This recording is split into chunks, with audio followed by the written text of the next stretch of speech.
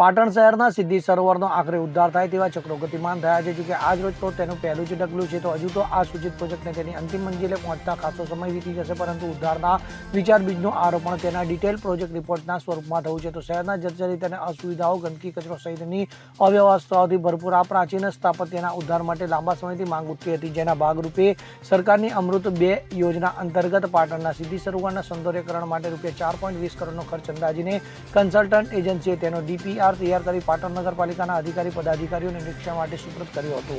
હવે આ DPRને Gandhinagar zone municipal કમિશનરને તાંત્રિક અને વહીવટી મંજૂરી માટે મોકલ્યા બાદ તેને મંજૂરી મળ્યા પછી તેની આગળની ટેન્ડર પ્રક્રિયા સહિતની કામગીરી હાથ ધરાશે. ત્યારે સિદ્ધિ સરોવરના સૌંદર્યના કાર્ય માટેના DPR મુજબ અત્રે વોકવે, રેલિંગ, આખા તળાવ સંકુલમાં CCTV network, street light, security room, colour કામ, હરવા ફરવા માટેનો બગીચો તથા વૃક્ષારોપણ જેવી સુવિધાઓ ઊભી કરવાનું આયોજન છે, તેવું નગરપાલિકાના પ્રમુખ હેરલબેન પરમારે જણાવ્યું હતું. તો પાટણ નગરપાલિકા ખાતે પ્રમુખ હેરલબેન અજયભાઈ પરમારની ચેમ્બર ખાતે શહેરના ઓજી વિસ્તારમાં 8 કરોડ નક્કી થયેલા કામોને ઝડપી આગળ ધપાવવા સહિત અન્ય વિકાસ કામો ઝડપી બનાવવા માટે પ્રમુખ, ચીફ ઓફિસર પટેલ, બાંધકામ ચેરમેનના મહેશભાઈ પટેલ, બાંધકામ સિટી ઇજનેર મૌલિન પટેલ, વોટર વર્કર્સ અધિકારી ભરતભાઈ મોદી વગેરે વચ્ચે એક ચર્ચા બેઠક યોજાઈ હતી, જેમાં ઉપરોક્ત સિદ્ધિ સરોવર ઉપરાંત ભૂગર્ભ ગટર નાખવા માટે તોડાયેલા રોડને થયેલા નુકસાનવાળા રોડના ₹5 લાખના રિપેરિંગના કામો વગેરેને ઝડપી કરવા માટેના સૂચનો પ્રમુખે અધિકારીઓને આપ્યા હતા.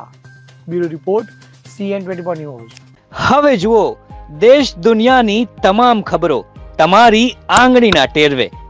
ઉઠાવો મોબાઈલ અને Google Play Store પરથી ડાઉનલોડ કરો અમારી CN24 ન્યૂઝ મોબાઈલ એપ.